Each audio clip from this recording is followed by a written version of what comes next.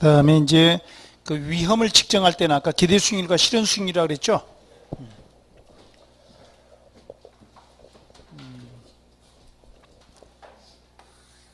근데 용어 이해를 하면 되는데, 이해만 하면 그다음부터는 그냥 답만 찍으면 되는데, 용어가 그래서 용어를 이해를 안 하면은 좀 뭐 그런 것 같아. 이해하지 마, 그냥 외워. 사람들이 엄청 궁금해하니까. 실은 이런 설명들이 불필요한데, 시험 공부니까 불필요해요. 학문을 하려면 정확히 알아야 되지만, 양궁 선수들이 이제 이 활을 쏘는데, 여기 이제 우리나라 기보배 선수다. 양궁 선수. 기보배 아시죠? 그 1등 하다가 작년 정현수인가? 그애한테 1등을 뺏겼잖아요. 월드컵에서. 엊그저께 다시 세계 선수권 대회에서는 이해가 다시 1등으로 올라왔어. 1, 2등 이렇게 서로 한국 선수들끼리 하는데, 요 애는 이제 중국의 못난이 둘이 하는 거예요. 여기 진짜 이쁘게 생겼어. 근데 이제 29발을 쌓고 이제 한 발을 남겨놓고 있어요. 여기서도 29발을 쌓고 한 발을 남겨놓고 있다. 그래서 29발을 쌓는데 평균 점수가 80점 나왔다. 평균 점수가 80점 나왔는데,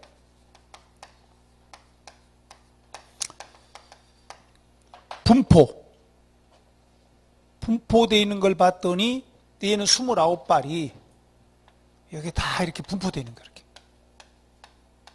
여기에 몰려 있는 거예요. 또 뭐 카운트 걸쳐 있고 이런 식인데, 100점을 한 번도 맞춘 적이 없대요. 또 60점을 맞춘 적도 없대요. 80점대에 몰려 있는 거야. 그런데 요 애는 60점도 맞추고 100점도 몇 번 맞춰봤고, 그래도 아무래도 이제 70점, 그러니까 80점 쪽에 많이, 그래도 29발 중에도 그래도 80점 쪽에 좀 많긴 하지만 분산이 돼 있죠. 그럴 때 우리는 기보배를 그림으로 그리면, 다시 그리면 80점이 평균 점수지 않습니까? 그러면은 90점, 70점 해가지고 이렇게 돼 있는 애야. 이렇게 돼 있더라. 그래가지고 80점 맞춘 것은 한 20발을 여기다 쏘았고, 한 85점 맞춘 데는 뭐 5발 아니구나, 3발. 그럼 요거 좀 너만, 요걸 15발. 그럼 뭐 7발. 그러면은 어떻게 되죠? 14, 29대 버렸나요 벌써? 대충 이렇다래. 근데 이제 중국에는 평균 80점인데 100점, 90점, 70점, 60점. 이렇게 되어 있네요. 이렇게. 여기 좀 많긴 하지만 그림이 좀 그렇다. 대칭적이어야 되니까 이렇게.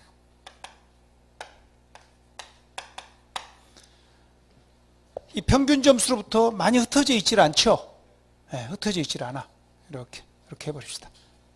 아주 좁게 이렇게 돼 있다고 합시다. 많이 흩어져 있질 않다. 근데 얘는 엄청 흩어져 있는 거야. 이렇게 많이 흩어져 있더라. 평균 점수로부터. 근데 마지막 한 발 게임이 뭐냐면, 마지막 한 발 게임은 누가 더 고득점을 맞추느냐의 게임이 아니야. 누가 더 고득점을 하느냐, 그런 게임이 아니라 누가 평균 점수 80점에 더 가까운 점수를 맞춰, 평균에 누가 더 가까울 점수를 맞췄느냐. 가까운 점수를 맞춰. 누가 더 가까운 점수를 맞췄느냐. 그 게임입니다. 80점을 맞출 가능성이 큰 선수가 누구죠? 기보배다. 근데 중국에는 80점을 맞출 확률이 그렇게 높지 않아.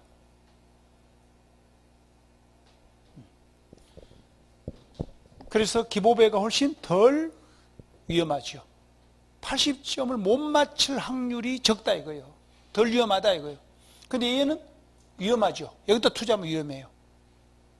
80점을 못 맞출 가능성이 크니까 위험한 사업이라고. 저기다 투자하는 건 위험하다고.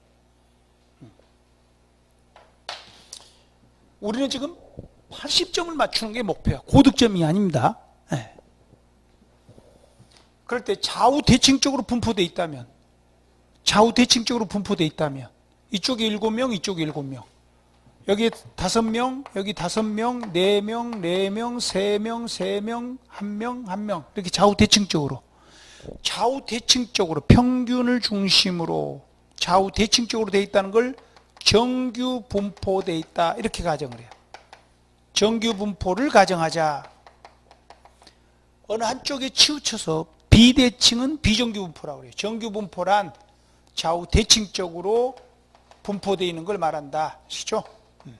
그걸 가정을 깔아놓으면은 80점보다 더 많이 맞출 가능성 확률이 50%라면 못 맞출 확률도 50%라 이거예요. 대칭적이니까. 자, 그래서 내가 주택에다 투자, 이걸 이제 돌리겠어요. 이렇게 좀 돌려서 이야기해 봅시다. 그게 훨씬 이해하기 편하니까. 평균 기대 수익률을 측정을 해보고, 그 평균치보다 더 벌 때도 있고 못 벌 때도 있고 그럴 거 아닙니까? 이런 투자가 있는가 하면, 또 평균치를 구했는데 똑같은 평균이라 할지라도 80점, 아까 똑같이 80점 평균이라 할지라도 이렇게 움직이는 애들이 있어요. 똑같은 평균 80이라 할지라도 이렇게 움직여. 네. 중국 못나이 같은 애, 기보배 같은 애다 이거예요. 네?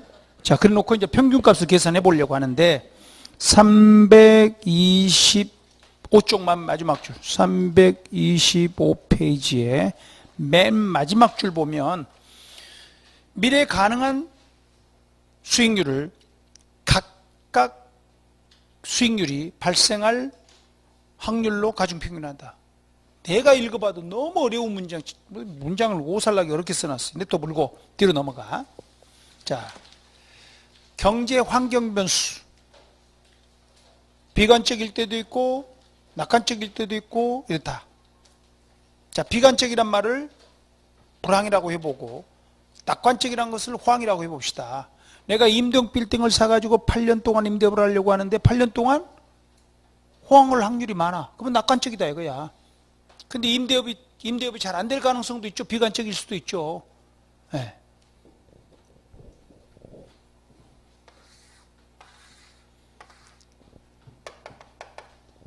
거기서 정상적이란 말은 발을 정자가 아닙니다.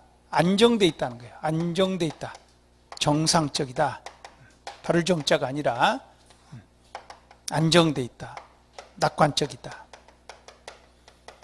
근데 내가 앞으로 임대업을 할 때 불황이 올 확률이 20%다 이거. 호황 올 확률도 한 20% 되더라. 60%. 뭐 다를 수도 있어요. 수치가 얼마든지 다를 수 있는데 단 확률을 전부 다 합하면 언제나 100%죠. 즉 언제나 1이더라 이거예요. 그 다음에 각 기대 수익률이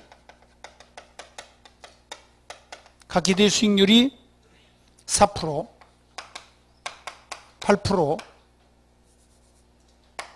13% 이렇게 돼 있죠? 다시 한번 봐보세요. 앞으로 불황이 온다면 내가 8년 동안 빌딩을 사가지고 여기서부터 여기까지 8년 동안 건물을 사가지고 임대업을 하는데 돈 잘 벌 때도 있고 못 벌 때도 있고 그럴 거 아닙니까? 예. 근데 이 잘 벌 확률이 100%가 아니라는 거예요. 호황 올 확률이 20%밖에 안 돼. 즉 4%를 벌 확률이 100%가 안 돼. 그래서 4% 못 벌어요. 언제나 적어져야 돼. 4%보다 적어져야 돼. 그래서 0.8%다. 또 수익률 8%를 벌 확률이 100%가 안 돼. 8% 못 벌어요. 4.8%. 호황이 온다면 수익률이 13%인데 100% 호황이 아니란 말이에요. 호황할 확률이 20%밖에 안 돼. 즉 13%벌 확률이 100%가 아니야. 13%못 벌어. 2.6%더라. 그랬더니 2가 되고 2가 올라가서 8이 되고 연 8.2%의 수익률이 기대되더라 이거예요. 이게 무슨 평균?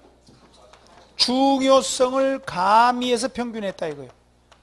중요성을 가미해서 평균했다. 그냥 평균이라고도 한다. 이것도 기대 수익률이죠? 이게 이제 기대되는 수익률이야. 그런데 아까도 기대 수익률이라는 단어 있었네. 요 기대 수익률은 각각의 기대 수익률이야. 다시 한번 우리가 모의고사 봐서 평균 점수 만들어야 돼. 평균 점수가 몇 점일까? 그럴 때 각각 맞은 점수가 있을 거 아니에요. 각각 맞은 점수가 있을 거 아니에요. 그걸 다 모아서 평균을 내야 돼. 그랬더니 이 점수는 전체야, 전체.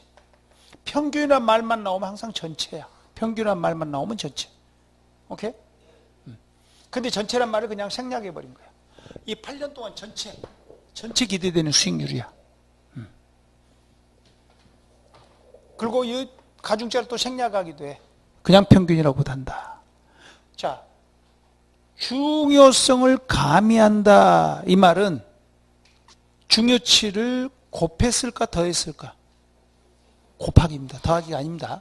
곱하기입니다. 곱하기. 중요성을 곱하는 걸 가중한다 그래요. 중요성이 뭐냐? 이 중요치. 이 중요치를 가중치라 그래. 가중치. 가중치. 가중치가 뭐냐? 확률이 뭐냐? 전체 중에 내 거. 이걸 확률이라고 불러요. 자, 주사위 던지기 합니다. 육면체죠? 주사위 던지기 하면 육면체인데 그 육면체 중에서 점 3개가 나올 확률 6분의 1이지 뭐. 그래서 6분의 1, 6분의 1, 6분의 1, 6분의 1, 6분의 1, 6분의 1 다 더하면 언제나 1이 되겠죠. 전체 중에 내 것이 확률이다. 다시 한번 우리가 지금 평균이란 걸 공부하고 있는데 평균 점수란 개별을 대표하는 점수가 아니라 전체를 대표하는 점수죠. 근데 평균 내는 방법은 학문적으로 여러 갈래로 발전돼 있으나 우리 시험에서는 2가지만 공부합시다. 산술평균이라는 게 있고 지금 우리가 가중평균이라는 걸 공부하고 있는데 산술평균은 그동안 우리가 많이 했죠. 각자가 맞은 점수를 다 더해서 그 다음에 우리 인원수로 나누게 하죠. 근데 지금 했던 것은 가중치를 곱해서 더했단 말이에요. 더했다. 더하기는 꼭 들어가야 돼. 왜? 전체니까. 전체를 나타내는 점수니까 꼭 더하기는 들어가야 되는데 왜 중요성을 가미했을까? 가중치를 왜 곱했을까? 이렇게 해볼까? 내가 1년 동안 공부했는데 점수가 60점 나왔어요. 1년 공부했는데 60점. 근데 넉 달 공부한 사람도 60점 나왔어. 같은 60점이라고 좀 보기는 그러죠? 가중치를 반영하자. 또 연세가 60세인데 점수가 60점 나왔어. 25살짜리 대학생이 시험 봐도 60점 나왔어. 젊은 애들은 기억력이 좋으니까 그 60점으로 좀 그러고, 그죠? 연세 드신 분이 60점, 나이가 70인데 뭐 60점 나왔다면, 그분은 또 가중치를 많이 줘야 될 거 아니에요? 이런 식으로 한 걸 가중평균이라고 그래요. 그냥 단순하게 더해서 나누지 말자 이거예요. 네. 그렇다면, 잘 보세요. 임대주택에다 투자한다면 8.2라는 평균치가 나왔어요. 상가 건물에다 투자해도 8.2라는 평균치가 나왔어요. 개발 예정지 토지에다가 투자해도 평균 내면 8.2가 된다 이거예요. 주택, 임대상가 건물, 개발 예정 토지다. 근데 지난 10년 동안 걸 가지고 앞으로 8년 동안도 그렇게 되겠지 뭐 하는 거예요. 지난 29발 것은 과거죠. 과거 걸 가지고 마지막 한 발은 어떻게 될까 예상치도 과거의 평균치 갖고 앞으로도 그렇게 되겠지 뭐.